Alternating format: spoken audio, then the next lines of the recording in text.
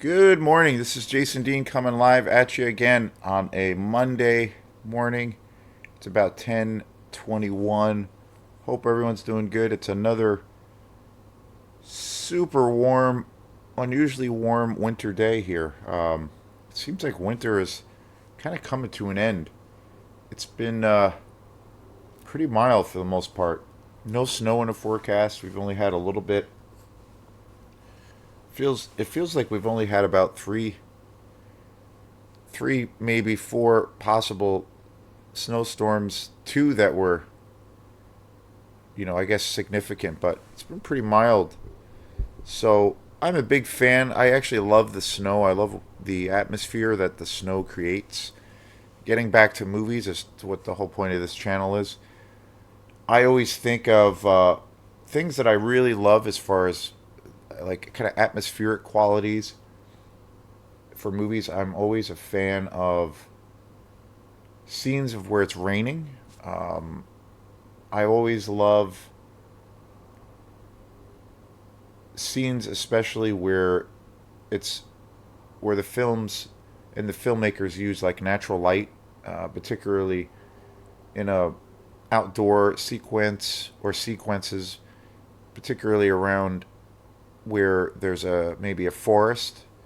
And I've always loved movies that have lots of snow in them for some reason. I love how that kind of really envelops you, or at least for me, envelops me from a watching perspective of a film, from viewing a film. But then also when the story has very much a part of when those elements or those kinds of factors are almost part of the storyline. I really love that atmosphere. Some examples of that, which I think are just amazing, would be Blade Runner, the very first Blade Runner film, the second movie by Ridley Scott, where that film incorporates tons of rain and smoke and fog, but especially rain.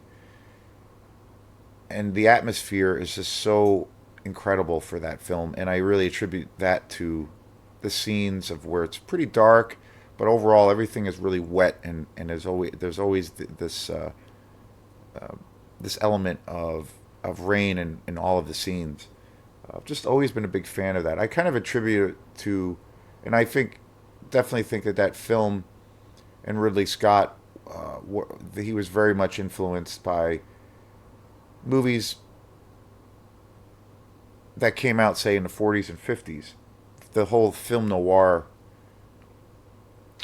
genre, where typically a lot of those films were black and white, but there were all of these scenes of where the characters were kind of immersed on the screen with the atmosphere being where there's lots of rain, and it always added a lot of darkness, melancholy to the film. It gave those films also gave rise to what has become a very popular thing in films, along with noir.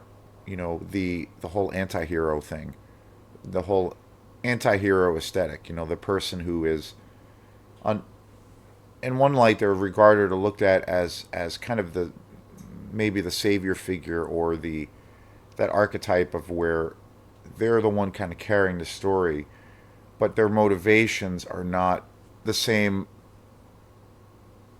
as, say, the typical hero story. They're in it to preserve themselves, self preservation, and they don't really have an agenda. They're not really fighting for other people. They're not really fighting for some kind of cause. They're trying to get what they can get and survive.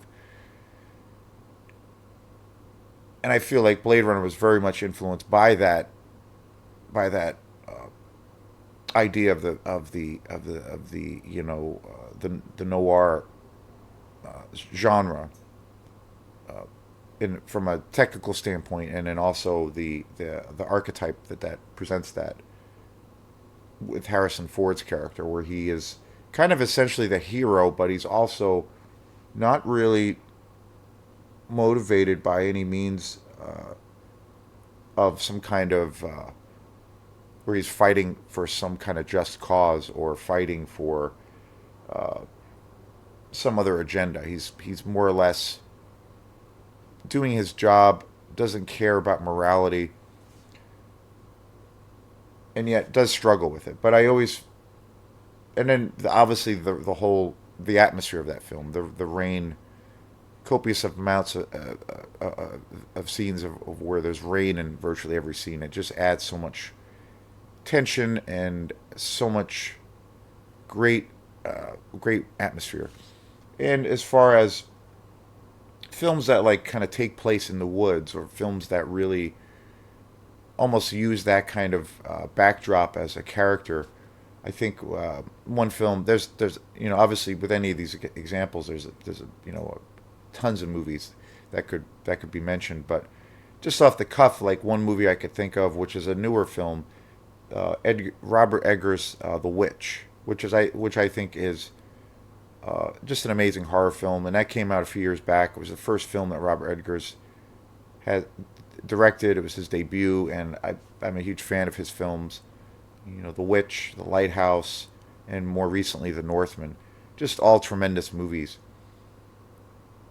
And The Witch, being where that film takes place, essentially during the 1700s, during the more or less the Salem witch trials, but the backdrop is essentially about this family who is living in this form of exile, but they live in this very wooded area. They live in the forest, and it's such a cool atmosphere. And I feel that the woods and that entire atmosphere acts as a character in that movie, and I think that that movie is such a great example of that. And as far as snow-filled atmosphere, I would say probably the best movie that really is encompassed by that or showcases that atmosphere as a character, as far as say snowfall or like winter storms, would be The Shining, Stanley Kubrick's The Shining. That movie is just a masterpiece, and probably out of all three of those movies, to a degree, probably the most well known, but just such a an epic movie and one of the greatest horror movies ever. A movie that I've seen so many times, and every time I see it, even till even now, there are certain moments of that film that still legitimately creep me out or scare me. It never wears thin. It never loses to a degree the impact, like from when I remember first seeing that film or the first few times I saw it. But the whole atmosphere of these people being isolated during this incredibly brutal snowstorm is so perfect, and the winter aspect really is such a strong part of that movie, and the isolation, but especially the winter aspect. It really it's such a strong thing that it acts like a character. I feel like in the movie, just tremendous. So I've always been a huge fan of those kinds of aesthetics or atmospheres or environments for certain films. Um, and I've always, so I've mentioned before, I'm not a big fan of film you know of wintertime per se. I'm not a big fan of super cold temperatures, but I am a big fan of snowstorms, and I do love the kind of the atmosphere that that creates, even to on extreme cases of where you have to be isolated. You can't leave your house because the snow is coming down at such a rapid pace, or it's like 2 feet of snow. That doesn't usually bother me either. I kind of do enjoy it. It's I don't know. I love that world. So those kinds of elements have always been a real a real big allure for me for those films. So And so yesterday was a really fun day. I am on vacation right now. I work I work at the Montessori school, so we're on February break. So I have all of this week off. I had Friday off, so I have quite a bit more free time, and I hung out with some friends yesterday, and it was great. It was like a dude's day and night out. It was great. We went to got together with one friend in particular who I have not seen in quite some time, and then another friend of mine. We went to my favorite place that I always talk about. And stay tuned. There's going to be a bunch of shows around the movies I bought. But we all went to Bull Moose in Waterville, which is my favorite place to go shopping. Their movie selection is pretty amazing, and but I have to say and I know it's kind of the sign of the times, you know, but their music selection is pretty rough. I didn't buy. Usually when I go to Blue Moose, my focus is always to buy movies. I always end up buying more movies than I do music, which is kind of funny, but that's what I do. And I have this kind of particular thing that I usually do when I go there, and things that I look at, and I have this little routine, but I keep it pretty loose. I don't go to a place like that with, say, like a grocery list of certain things that I want to buy. I keep it pretty loose, but there are definite areas that I spend most of my time in, particularly in the horror Blu-ray section. And they have a really great selection there. It's probably overall the best. It's pretty tremendous. But their music selection, and I know it's because of how a lot of people don't really buy CDs anymore. But I've noticed, and I noticed it a few months ago, where certain titles were just not available or there, and I've noticed just more and more of a decline, in that area. Because I typically would always buy some music when I go to Blue Moose, but yesterday when we went, I didn't buy anything. It was like I was looking for a bunch of stuff, and I had some bands and some albums that I had in my mind that I was trying to look for, but no luck. It was tough. And I find now buying music is kind of a pain in the butt. It's hard to find, especially if you want to find something that is maybe a little bit on the obscure side or a little bit on the underground side. In my experience with that, you have to kind of wait around, and the it takes forever to come in the mail. It's one of the other reasons I'm more of a hands-on guy. I don't usually order things that way because it takes a long time. But now, especially now with, I guess it's still attributed to COVID and the whole, worker shortage fiasco, it takes forever. I had ordered an album around Christmas time. I actually ordered a couple albums around Christmas time. One, I had ordered some music for my dad, and then I also, or I should say, I ordered like a TV show through Bull Moose for Christmas for my dad, and then I ordered an album, a double album by this band called Tangerine Dream, and I ordered this album called Zeist, which is Tangerine Dream is a pretty amazing electronic duo basically, and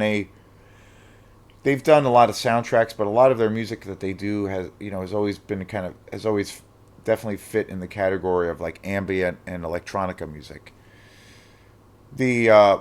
They're probably most well known. At least I'm most familiar with their stuff for some of their soundtracks that they've done and film scores. They worked on Ridley Scott's Legend, which is it's an awesome movie, and that was one of their biggest breaks. Was they did the film music for that, and they have like a bunch of other albums. They've been around for years, since like the '70s, and I've always loved that movie, and I listened to lots of their other albums throughout the years, and I always liked them. I always hadn't really don't really have too many of their albums in my collection, but I was pretty familiar with their stuff. But I never really took a deep dive in their catalog, and I'd come across this interview with this musician who I really love, and he was talking about this one album of theirs uh, that it was a double album, Zeist from Tangerine Dream, and he said it was the greatest, his favorite album of all time. And I really liked this guy who was giving this interview, so I I ordered it too. I couldn't find it. It's from the 70s. It's like 74, and it's a double album. And I think it's one of their more like obscure albums, but yet popular too at the same time. So I ordered both of those things around Christmas time, and I got the movie and this TV series that I got from my dad. That came in pretty quick. That came in like a week later. But when I ordered which I ordered at the same time, the Tangerine Dream album, double album, took like 3 weeks, almost a month to come in. It took a long time, and then and I got it. Eventually got it, and it is pretty amazing. I have to say, it's as far as like my collection and groups that I love that do electronic music and particular ambient music. It's it's kind of amazing, and it's growing on me more and more the more I listen to it.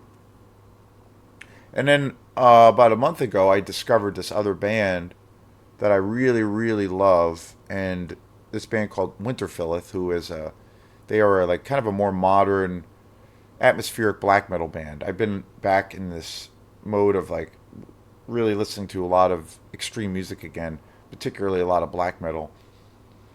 And they're a newer band. They've been around, even though they've been around for about 10 or 15 years. They're this British band, and I just discovered them, and I've been blown away by how good they are. I just think they're just amazing.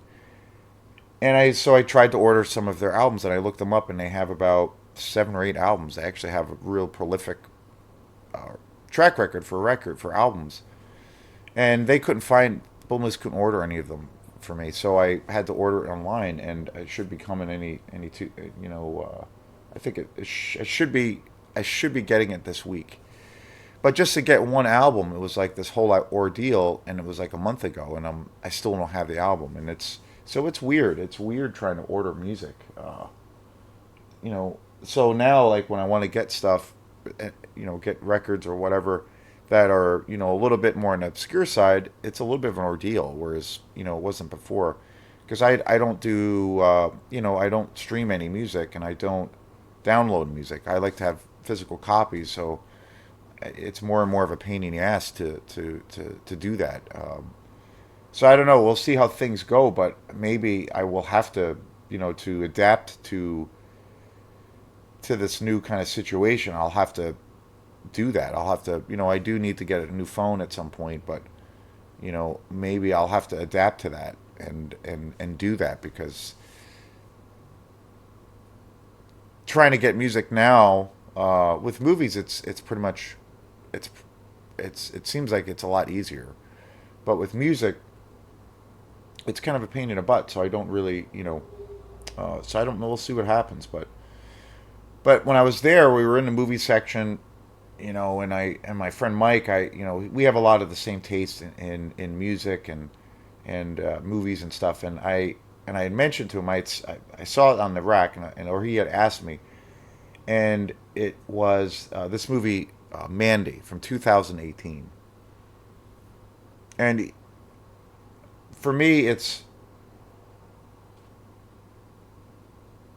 I don't know. I think it's one of the greatest movies ever, starring Nicolas Cage. For me, I love Nicolas Cage. I've always loved his career. I loved all, I'm a huge fan of like everything from that, pretty much everything he's done. I've always loved. I don't know, I just think he's got, an incredible range.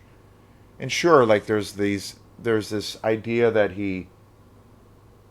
I don't know, kind of a running joke that essentially he just plays himself being, when he goes into crazy Nicolas Cage mode. That's kind of true and everything, but I think he does it like no one else, and I think his range for being in, say, horror films, or being in action movies, or being in total like melodrama, or to being in melodramas, or very straight like dramatic roles. His range is unlike any other actor on the planet. Everything from like where he'll be in say a over the top action movie like Michael Bay's Con Air, which I think is an amazing movie. So over the top, overly an overly stuffed action movie, but it's so awesome and entertaining. He's so great in that, but then he can also be just so amazing in a movie like Wild at Heart, or a film that came out very recently called Pig, and it's unbelievable the range of that he has as an actor. And so I've always loved him. I've always thought Nicolas Cage is like has just this incredible star power when he's on the screen, and I've always thought he could do anything, and I think lately the last 10 years he's like had this, I don't know, kind of a rebirth or like a renaissance in his career. And getting back to Mandy, when my friend Mike had asked me about it, and I said, "Yeah, you need to see this. You need to buy this. This is like not only for me." I remember saying to him, I said, "Not only for me is it, and I love, like I said, I love so many Nicolas Cage movies, but for my money, this is my favorite role of his. He was like born to be in this movie, and not only is that the case for me, but I feel like Mandy is um, one of my all-time favorite movies. I just think that movie is just such a psychedelic mind trip of a movie, and it's got all these elements in the film that, and the way that film was created. It's got all these elements and ingredients of all that are related to all the things that I love about certain genres and certain films and certain styles and in certain time periods when films came out. It like has all of those ingredients for me personally that I love, and but yet does something so completely new with those elements. So he bought it. Mike bought it, and then he bought a really good steelbook version of it. The thing that's terrible, and I almost feel embarrassed saying it, and because I'm raving about Mandy, and whenever it comes up, in conversation with friends or people, I always talk like I always talk this movie up and saying, no, you need to see this movie. Especially, I'm amazed by the amount of people that have not seen this movie. And but I don't own it. I don't own the film for some reason. It's kind of terrible, and the reason is it's kind of a stupid reason or a little bit of a convoluted reason. But I'm looking at it from more of somebody who is not only like am I an avid watcher of films, and every movie that I buy, I end up like if I dig the movie, I end up watching it numerous times. I'm not one of those collector guys that just buys something and doesn't take it out of the package and just kind of stores it away. I end up watching it, and I end up like if it's something I dig, I'll like really immerse myself. But there are folks out there that look at things as more of a collector's thing. They might watch it once or twice. You kind of store it away. I'm not that way. The reason I haven't bought Mandy on Blu-ray is I'm waiting for like there's a great edition. The edition that we watched last night was a steelbook edition, and it came with a Blu-ray disc and it came with a DVD disc. It had and it has a pretty good behind the scenes special feature segment, but it's very very very short. It's only like 7 or 8 minutes, but it's actually really good. They do go in a lot of detail about the film, but it's okay. It's all right, And so my thing, and I've noticed there are there's the steelbook versions, there's the and then there's like more of the standard Blu-ray versions of the film. I believe it's available on 4K.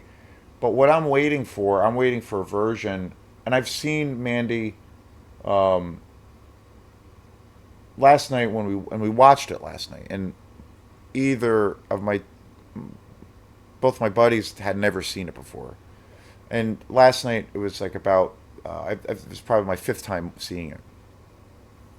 I saw it on DVD when it came out, and then I had rented it a bunch of times after that. Um, and every time I, every time I've seen it, I've just fallen in love with it even more.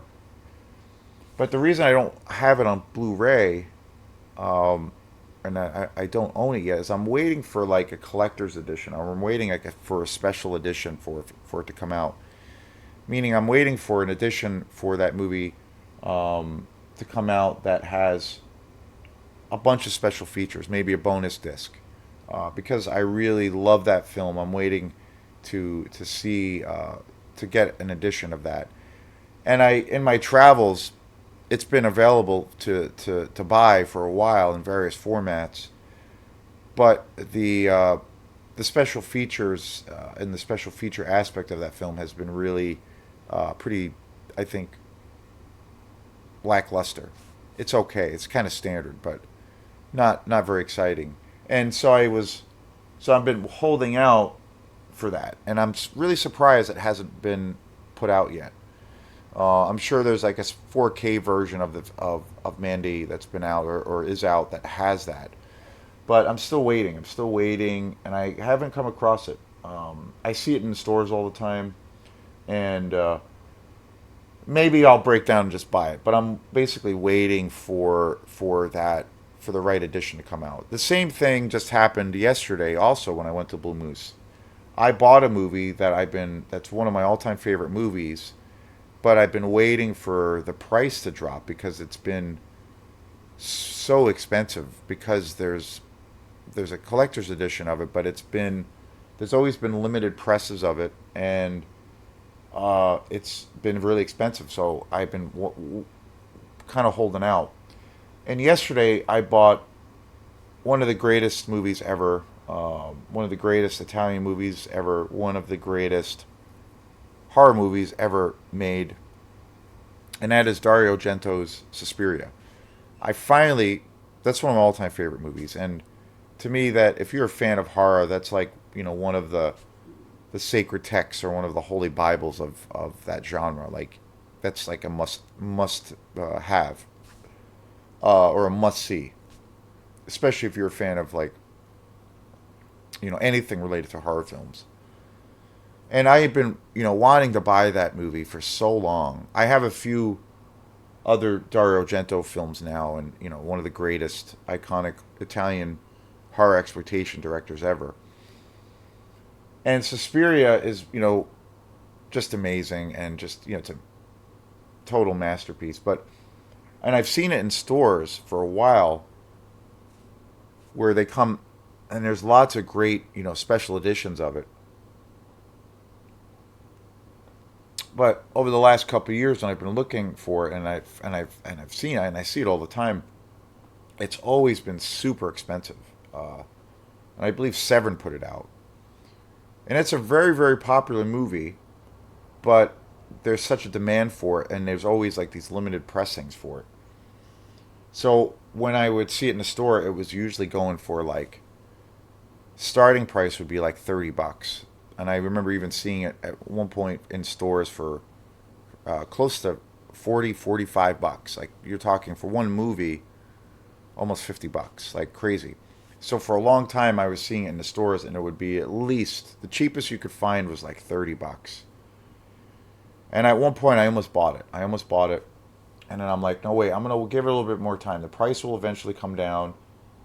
The other thing I was looking for, waiting for the prices to come down a little bit, but then waiting for that, the special edition to come down in particular, because the special edition for that movie is insane. There's like hours of special features, and that's what I was looking to buy.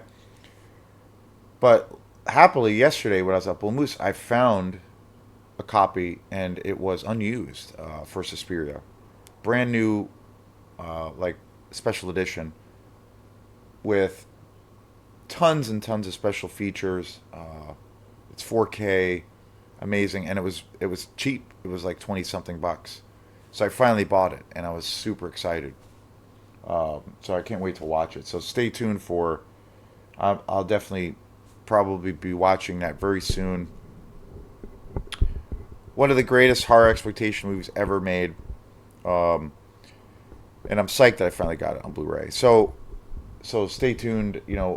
Probably at some point on probably sooner than later there'll be a show on on that on this classic movie.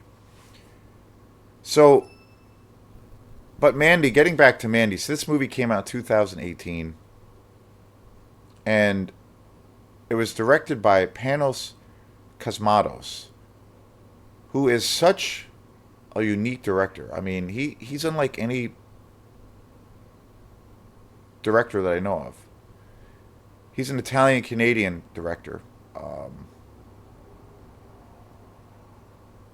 he's done a few different projects. So obviously, Mandy was the first movie I saw with him. Another film that he did in 2010, and Mandy came out in 2018. Beyond the Black Rainbow, which is another movie I've heard is just a masterpiece, super trippy, but I haven't seen it yet. He did another film called Rewind This, which I have not seen. And I believe there was recently a series, I think it was a Netflix series, that beneath that Del Toro from who directed Pan's Labyrinth did a big horror kind of anthology series. Del Toro, like the famous uh, Spanish director. I He recently did a horror anthology, and I think it was a Netflix original. Yeah, Guillermo del Toro did an anthology where he collaborated with a bunch of different modern horror directors, and they all contributed these short stories. And I haven't seen. I've heard it's really awesome, but I heard that Panos did a short for that film that I heard was really awesome. So I'm definitely eager to see that, and as well as seeing the uh, the Black Rainbow, which came out before Mandy. And I saw it. Mandy was funny because I it was out for rental for a while. I remember seeing it when I would go to Opera House Video. I would see it in the store, and I was like, I don't know, for some reason I wasn't excited about seeing it. I don't know, I didn't know much about it. Didn't really hear didn't really hear much about it, and I didn't really see anything online about it.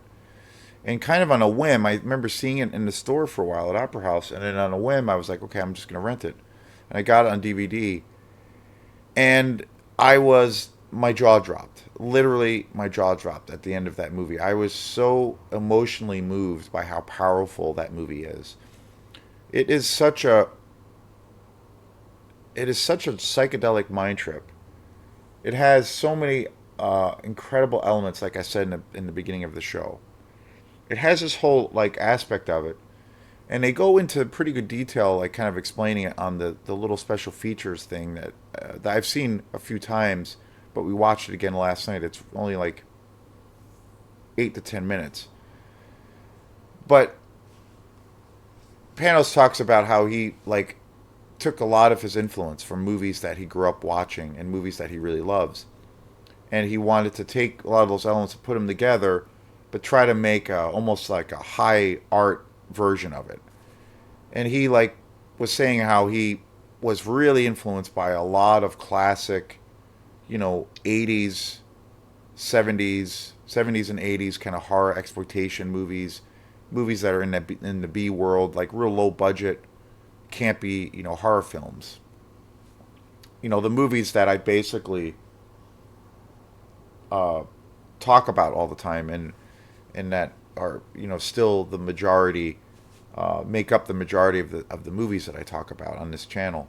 And he said that he wanted to take all those influences from the 70s and 80s, all the campy, horror exploitation movies and the super low budget movies, and he wanted to take those elements but put that in this kind of almost put it through a highbrow or art house lens, and give it this real um, depth to it, and give it this real sense of weight. Put this deep sense of weight behind it. And I thought that is super interesting. That's really cool. Taking these campy kind of pulpy elements and kind of a low budget aesthetic, but then actually putting money into it and making it into this work of art, like a highbrow film version of that, of those aspects. And that's just amazing. Like, that is a brilliant concept, which I don't see very often. There are films that obviously do that and try to take those elements and put it in a little bit more of a serious, context, or try to, raise the level a little bit, because typically a lot of those films have that campy cheese factor where, like, the acting isn't necessarily great. They don't have the budget to really pull off a lot of those things, and all those various things, which are aspects of those films that I really love, that adds to the pulpiness to the films. But to take that world and to put it through a new lens where you do turn it into this higher piece of art, I just think it's such a cool concept. And I like, again, there are examples of it, but I can't really think of any. And I think Mandy is definitely the kind of the best example of that. And essentially, this movie too is it's essentially a revenge story, but it's such a delicate story. It's a very quiet movie. It's and every time I feel like this movie has so much depth to it. It has an element of where it's such a raw movie, even though it's got this high art quality. The camera work that Panos uses in this film is just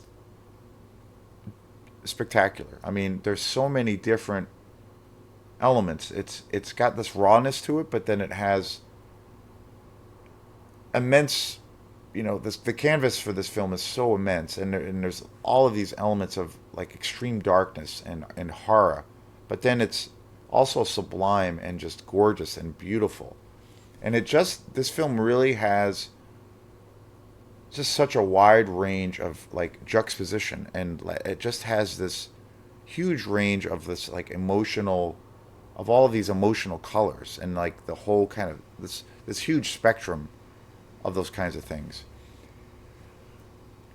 And I've talked about that a lot. I love films that have contrast. I love music that has contrast. I love where it can, it can, you know, represent or kind of hold the mirror up to kind of the whole human condition, the whole range or gamut of emotions that people can experience, and where they'll go into very, very dark places. But they'll also fuse that with going into really beautiful places and beautiful landscapes. And there's like a combination of light and darkness, because I've always felt, well, that's the human experience, 101. And I've always loved films and filmmakers that show that aspect. So there's always a cool contrast. I think one of the greatest directors that does that, for me at least, is David Lynch. And as far as composers go, Angelo Badalamenti, who I did a big show on, who passed away last year, unfortunately. To me, they're masters, or were masters of that kind of that form of expression. And this movie, I feel like, just delivers that whole kind of format, or that style, um, on so many levels. Like, I feel like it takes that kind of concept or idea, and brings it to new heights, and sets the bar so high, so high. And again, it's a beautiful love story. That's one thing I've noticed with this film, is it's very slow, especially the beginning. It's a very slow burn movie, but it's one of those films that I feel there's very little dialogue, and it kind of takes a little bit for this film to get going. But in the end, I feel that is the thing that makes this film so magical, because you're getting little bits of information, whether it's things that you're seeing or hearing, but you're getting these little tidbits, and you're slowly being pulled in, and there's times in the beginning of the film, even now that I've seen it quite a few times, you're not really sure what's going on, but then when it clicks, you're like, oh, okay, and then at that point you're in it, you're invested, and I just think it has this, and I so each time I've watched this film, I've noticed that I get something else out of it because this movie, even though in one regard it's pretty minimalist and there's not a lot going on the other side of that kind of or on the other side of that kind of idea, there's so much stuff going on in this film. There's so many layers. There's like so much symbolism. There's so much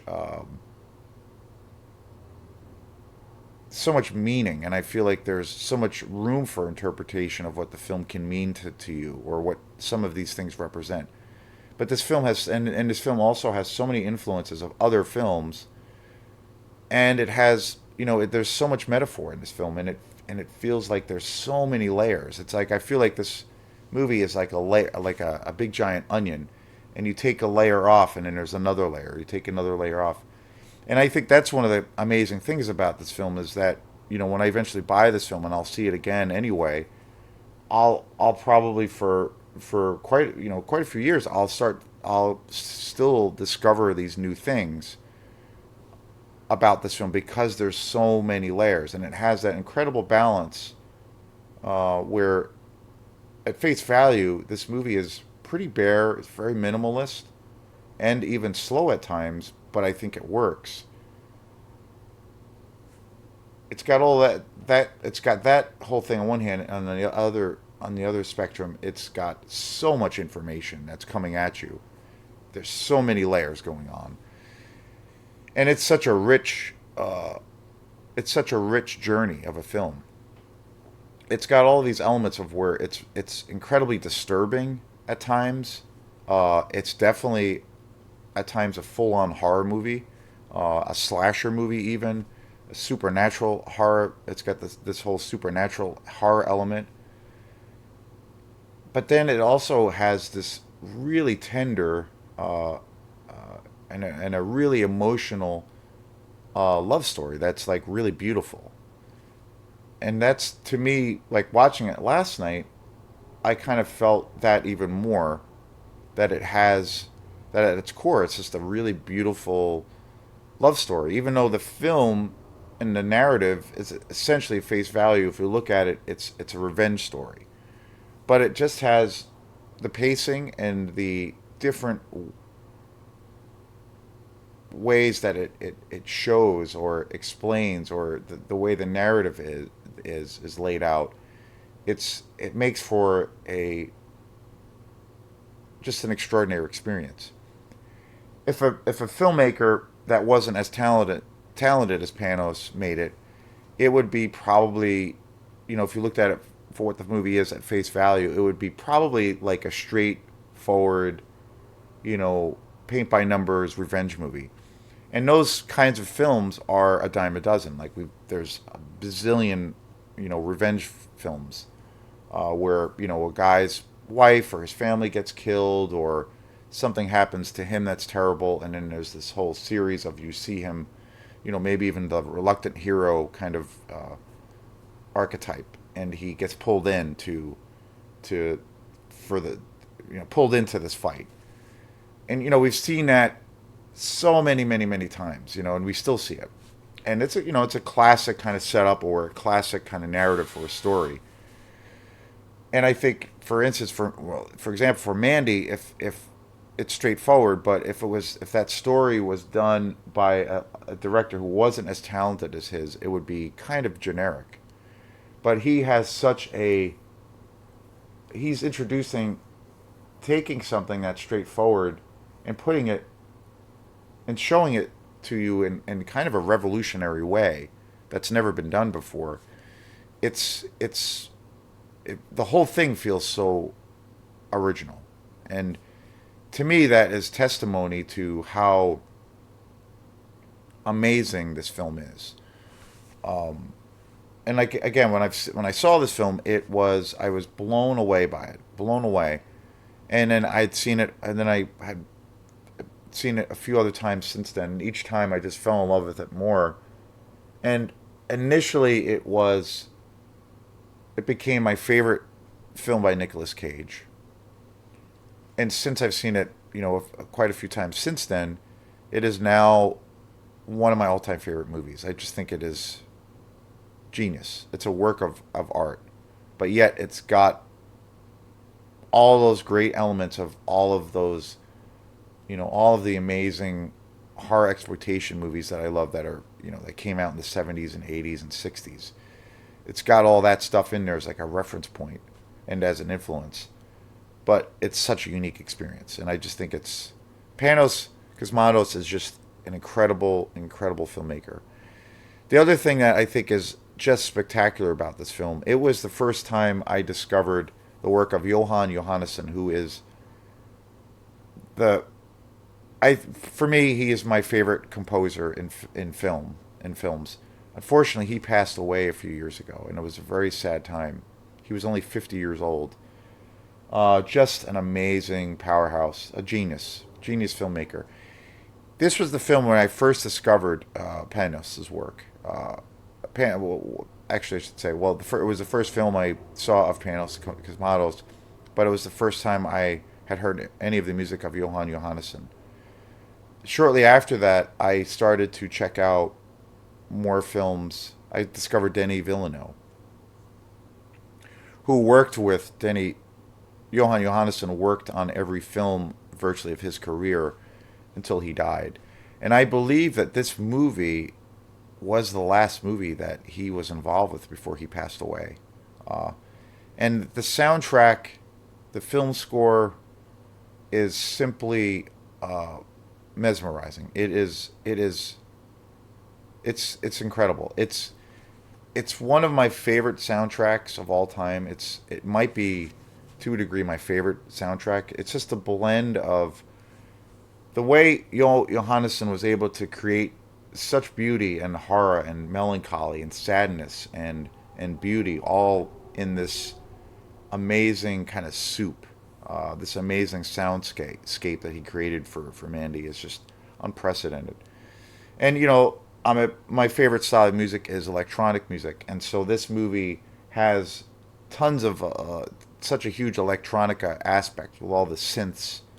Um, and again, that's another influence for Panos, where he is very much influenced by a lot of the horror exploitation movies that came out in the 70s and 80s, and a lot of those movies soundtracks used a lot of synths and had lots of electronic elements, which is another reason I love those films. So that kind of influence is a big part of this film score and creating this entire universe. But Johannesson was a genius. This film score is just jaw dropping. I'm gonna eventually buy the soundtrack and just have it as a thing because it is just jaw dropping. And it was my introduction to him as a composer. And he's easily my favorite composer, probably of all time. Not only as a film composer, but he also had a separate career as a recording artist, and all of that music that I've heard of his and that I've checked out over the years, it's just all spectacular. And he was so innovative. He would cross genres. He would take elements of classical, even elements say of folk music, and fuse it with like kind of elements that are considered to be like fringe or like avant-garde, the experimental kinds of things, but then really fuse it with electronic music, and just created such a fresh palette, and such a fresh sound that unlike anything else that I've ever heard in my life, and definitely my favorite composer for films ever, and one of my favorite artists in general, and also I kind of feel like Mandy might be my favorite soundtrack of all time, and that's saying a lot. It's pure magic. So I can't say enough about Mandy. I just think it is a modern masterpiece. It came out 2018, but I just think it's a masterpiece of a movie. Uh, I yeah, it's easily probably on my top 5 or top 10 list of favorite films. Each time I've seen it, it just gets stronger. It's a stronger. The experience just grows stronger and stronger for me in my reaction. So if you haven't seen Mandy, it's amazing. So this is Jason Dean. So thanks again for supporting this channel and this page, and we will see you next time. Peace.